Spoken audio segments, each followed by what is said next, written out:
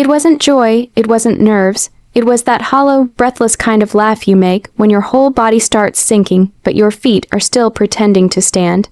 I was 17, 11 weeks pregnant, and completely, devastatingly alone. The boy at Jordan had said he loved me. He'd whispered it into my hair under the bleachers, in the backseat of his dad's pickup, and once, shakily, as he fumbled to put on a condom, and then didn't. I believed him. Love to me was a promise you only made if you meant forever. Jordan believed love was a word you said to soften the blow of leaving. I told him the day after I took the test. We sat on the swings behind the school, knees bumping. He stared at the ground like he'd lost something in the dirt. "Are you sure it's mine?" he asked. I didn't answer, just stood up and walked away. The house was quiet when I came home. My parents were in the living room, my father in his reading chair, glasses halfway down his nose, and my mother cross-legged on the sofa, sorting church donation envelopes. That silence held centuries of expectation, obedience, clean slates and pressed uniforms, no scandals. No second chances. "I need to talk to you," I said. They looked up at the same time. My mother raised an eyebrow. My father folded his paper. "I'm pregnant. That was it. No bill. Dup, no explanation. Just 3 words that cracked the world wide open." My mother blinked, once, twice, then her hand slipped, and the glass of water she held dropped onto the floor. It shattered, a clear echo in the space between us. "You what?" She whispered. I repeated it. "I'm pregnant." Silence. "Then rage, you've ruined everything," my father said, rising slowly. "Do you even understand what you've done to this family?" "I didn't do it to the family. I made a mistake." My mother stood too. Her face looked hollow. "Do you think we can go to church after this? You want people to think we raised a whore." That word hit me like a slap. I took a step back. I thought you'd be upset, but I didn't think, pack your things." My father cut in. "You're not staying here." I couldn't breathe. "What? You heard me. We're not raising your child. We're not taking care of your mistake. You made your bed, Elena. Lie in it." That night, I packed a backpack with 3 shirts, my toothbrush, and the little black and white photo of my grandma who'd passed away the year before. She was the only one who ever held me like I wasn't fragile or disappointing. I didn't cry when I left.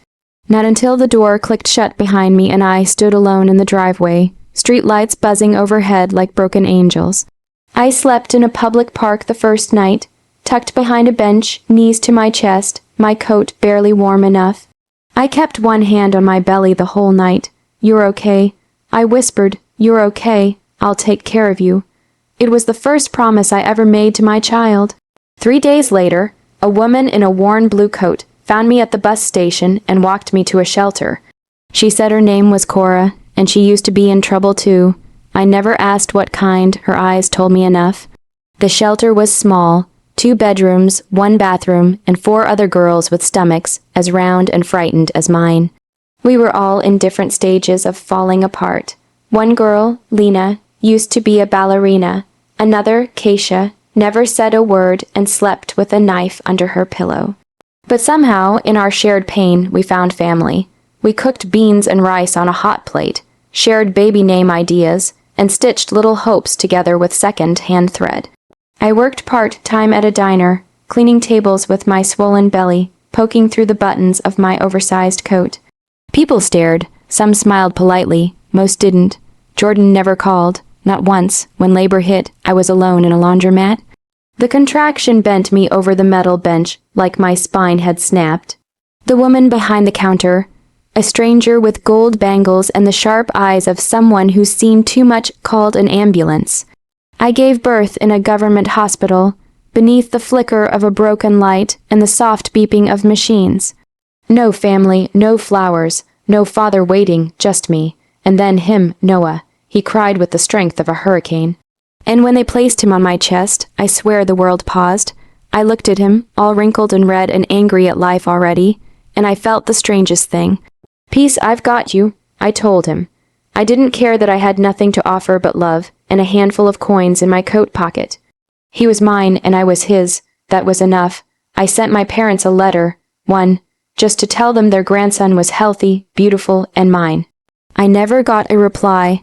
I kept the envelope anyway. That winter, I turned 18. We had no cake, no candles. Just me and Noah in a warm shelter room. I hummed him a song my grandmother once sang to me, and for the first time in months, I smiled without pain. Because I wasn't falling anymore, I was flying, not high, not fast, but up. It's strange how fast 10 years can pass when every moment is a fight for survival. I spent most of my 20s building a life from scratch, one shift at a time. First, it was waitressing and folding laundry at a 24-hour wash and fold.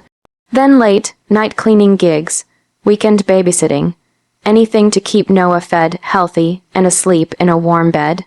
In between diaper changes and dishes, I studied, first online, then night classes. Nutrition, health coaching, holistic wellness. I was fascinated by the idea that the body could heal itself if given the right tools. I dreamed of helping other women, especially the ones like me, rebuild their bodies, their confidence, their lives. It started with offering free advice to moms at the shelter. Then I built a little Instagram page, posting simple health tips while Noah napped next to me. I recorded my voice over videos at 2 a.m., whispering affirmations into my cracked phone mic. It didn't matter that I didn't have fancy lighting or a ring light. I had heart, I had truth. People felt that. Noah was 6 when I opened my first actual wellness studio, just one room above a laundromat. I painted the walls myself, while he colored on old newspapers in the corner. My first paying client was a newly divorced woman who cried during her session and hugged me like I'd saved her. That was the day I realized healing wasn't just about the body, it was about making people feel seen. By the time Noah was 10, we had a small 2-bedroom apartment in a quiet neighborhood. He had his own bed, his own desk, his own night light shaped like a moon. Every night, I'd sit on the edge of his bed and listen to him ramble about planets and dinosaurs, and why pancakes taste better at night. I lived for those moments. I'd watch him sleep and whisper the same promise I made in that cold park years ago. You're okay. I've got you. I never spoke to my parents again. Not out of spite, but because I had nothing to say to people who only saw my love as a liability. But they watched me. I know they did. I know because when Noah turned 15, a card arrived in our mailbox, no return address. Just a single sentence written in slanted cursive. We miss you. Come home. There was no apology, no explanation. Just expectation. I burned the card. That's the thing about some wounds, they scar over. But if you pick at them, they bleed like they never healed at all. By 39, I had 3 wellness studios, a line of organic products, and a following on social media that called me Mama Elena. I still lived modestly. No mansions or designer handbags, but I owned my home, I owned my business. More importantly, I owned myself, something my parents had tried to take from me long before I had Noah. That year, I was interviewed for a national magazine. They wanted to feature 10 women who rose from nothing. I wore a simple black dress, my hair in its natural curls, and smiled wide on the cover page beside the words, Elena Rose, the girl they threw away, the woman who returned without knocking. The article went viral. Women messaged me from all over the country, some sharing their stories, others asking how I found strength when the world gave me none. I always told them the same thing. I didn't find it. I became it. A month later, I got a letter from the county court. My parents were suing me. I read the papers 3 times, thinking I must have misunderstood. The claim: failure to provide emotional and financial support under filial responsibility laws. In short, they wanted me to pay them for abandoning me. They said I'd emotionally injured them by cutting contact, that I owed them for the years they were forced to live without their only child, that they were now elderly and financially unstable, and I had a legal and moral duty to provide. It was so absurd I laughed, then I cried, then I laughed again. Bitter gut punch laughter that bubbled up from years of swallowed pain. They hadn't reached out when I was homeless. Not when I was giving birth alone, not when I was struggling to buy formula or riding the bus to clean toilets at 4 a.m. But now that I was successful, now suddenly I was their daughter again. They wanted my love after throwing me away. They wanted my money after discarding my life like a broken dish. I hired a lawyer, a good one, but something inside me ached to do more than just win the case. I wanted them to hear me, to see what they tried to erase, so I told my lawyer I wanted to speak in court. Not as the businesswoman, not as the polished success story, but as the 17-year-old girl they left in the cold.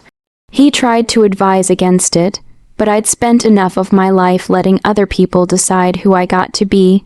The night before the hearing, I couldn't sleep. Noah, now a university student studying astrophysics, called me just before bed. "Mom," he said, "you've already won, you made it, and you didn't become like them. That's the real win." He was right. But still something in me needed to say it all out loud, not for them. For me, the courtroom was smaller than I expected, plain walls, old wood, the kind of place where truth didn't shout, it whispered. Still, when I stepped through those double doors, everything inside me felt like it was screaming. They were already seated. My parents, my father, once broad and immovable, now leaned heavily on a cane, his suit hanging loose on his shrinking frame. My mother clutched her purse like it was a lifeline, lips pursed in that same expression of disapproval she'd worn the day she threw me out. It had been 22 years. They hadn't aged so much as withered, like paper, that had been left out in the sun too long. But there was no softness in their faces, no regret in their eyes, only entitlement. They looked at me like they expected me to break. I didn't. The judge was efficient and neutral, a matter of fact man. My lawyer had said, the kind who valued logic over drama.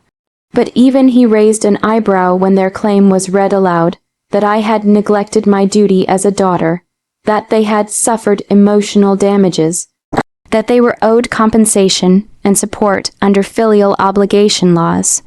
They had pages of paperwork, financial records, emotional appeals. I had my story and I was finally ready to tell it. The judge turned to me. "Ms. Rose, do you wish to respond?" I stood slowly.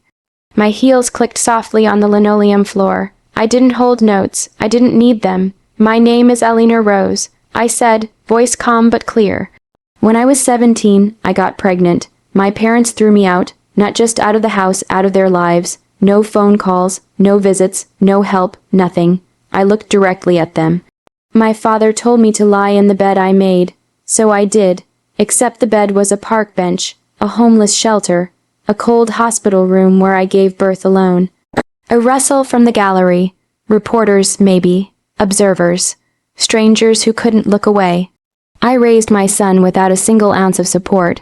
I worked double shifts, I studied at night, I built a business from scratch, and while they were pretending I didn't exist, I was building a life worth living. I turned to the judge. They're not suing me because they're hurt. They're suing me because they're broke, and they think I owe them for surviving what they did to me. My lawyer handed me a binder evidence. I didn't even need to open it. Here are the intake forms from the shelter I lived in, the birth records that list no next of kin, the unopened letters I sent when Noah was born, and the card they sent 15 years later that said, "We miss you," but never said, "We're sorry." Silence. You could feel the air shift. The judge leaned back slightly, his mouth tightening. My parents looked stiff, small. My mother dabbed at her eyes, but the tears wouldn't come. My father glared, as if willpower alone could turn back the clock. But time is cruel like that. It only moves forward with or without you. After court adjourned, I stepped outside into the crisp autumn air. A light breeze brushed past, lifting the edges of my coat. They followed me out. "Alina," my mother said, voice thin. We didn't know what to do. We were ashamed, but we were scared too. Scared of who? I asked, me, or the neighbors. She looked down. My father said nothing. I waited for the words that never came. "We're sorry," but some people don't say it. They can't, and I wasn't going to beg for it anymore. I walked away, not because I hated them, but because I finally loved me. And that is the deepest revenge, loving the person they tried to erase. 1 year later, the ribbon was deep blue, the color of peace. I stood in front of the crowd, scissors in hand as cameras flashed, reporters, donors, volunteers. But the only person I looked for was Noah. Now 21, tall and composed, He clapped with the pride of someone who'd seen the whole journey. My son, my greatest victory. The sign behind me read, "The Rose House, a shelter for mothers, a home for the thrown away." I opened it in the same city where I was discarded. Some said it was sentimental. Others said it was brave. But for me, it was necessary. There were girls out there just like I was, cold, alone, carrying more than just a child. Carrying shame, rejection, silence. I wanted them to know, you're not broken, you're not unworthy, you're not your parents' mistakes. I never saw my parents again. Sometimes I imagine them driving by the shelter, slowing down, reading the name. Maybe even feeling something like regret. But that was no longer my burden. I wasn't the girl they kicked out. I was the woman they sued and lost to. I was the mother they never deserved, and I was free. Speech balloon final note. Revenge doesn't always look like rage. Sometimes it's a soft place built with hard memories. Sometimes it's a life so full of love that the ones who gave you none are forced to watch from a distance. And sometimes it's walking away with your head high, while the ones who tried to break you realize they no longer have the power to.